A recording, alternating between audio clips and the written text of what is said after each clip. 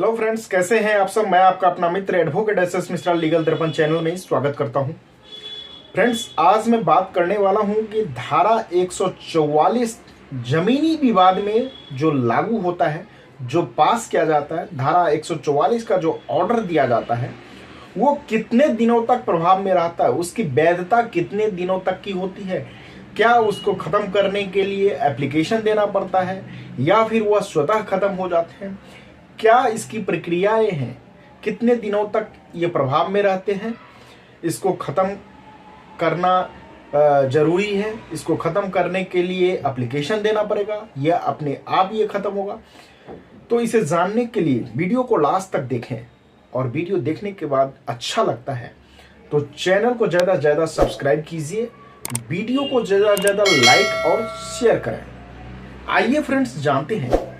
Friends, जमीनी विवाद का मैं बात कर रहा हूं यहां पे, क्योंकि आप लोगों को पता होगा कि धारा 144 जहां पे न्यूसेंस, भड़काऊ भाषण, जहां पे ये लगता है कि अशांति फैलेगा, वहां पे भी धारा 144 लगाया जाता है। कभी कभार जब देश में ऐसी स्थिति उत्पन्न हो जाती है, कई जगहों पे ऐसी स्थिति उत्पन्न हो जाती है जहां पे जो लोगों को क्षति हो सकता है, उनके हानि उनको पहुंच सकता है, तो उस स्थिति में भी 144 लगाया जाता है, जहां पे अशांति फैलने की, नुसेंस फैलने की, भड़काऊ भाषण होने की, कुछ भी ऐसे आकस्मिक घटना होने की भी संभावना रहती है, तो पहले से ही सरकार के द्वारा वहां पे 144 लगा दिया जाता है। जो जिला मजिस्ट्रेट होते हैं उनके द्वारा 144 वहां पे लगा दिया जाता है।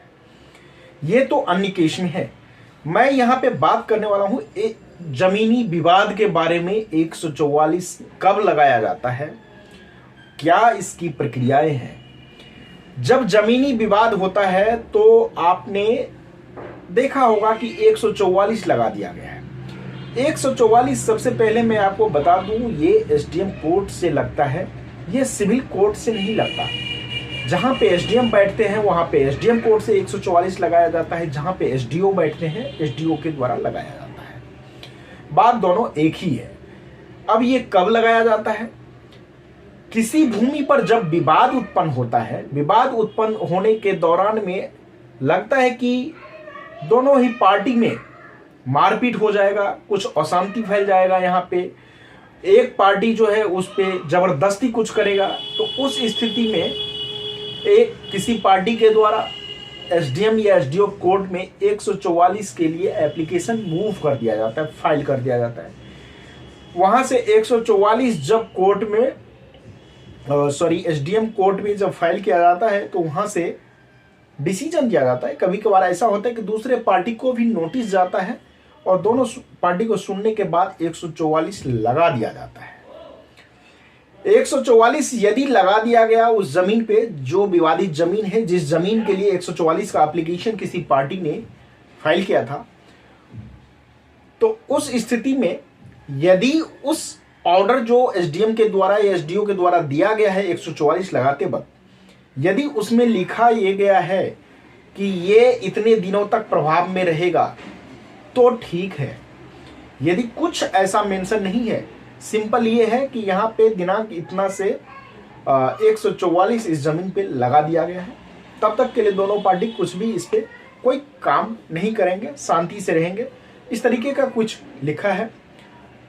तो उस स्थिति में आप समझ लें कि ये जमीनी विवाद जो है, इस स्थिति में ये 3 महीने तक की इसकी वैधता होती है और इसे खत्म करवाने के लिए आपको कोई एप्लीकेशन देने की एसडीओ के पास या एसडीएम के पास जरूरत नहीं है। ये स्वतः अपने आप प्रभाव में नहीं रहते हैं, ये खत्म हो जाते हैं। इनकी वैधता 3 महीने के बाद स्वतः खत्म हो जाती है। यदि 3 महीने के बाद आपको लगता है कि ये खत्म हुआ या नहीं हुआ, आप ऑर्डर को पहले ही पढ़ लें, उस ऑर्डर में देख लें, क्योंकि कई स्थितियां ऐसी देखी जाती है जिसमें 6 महीना तक की भी इसकी वैधता को देखा जाता है। तो वो चीज़ें ऑर्डर में मेंशन होगा कि इसकी 6 महीना वैधता है, 6 महीना के लिए इसने लगाया है, तो ठीक है।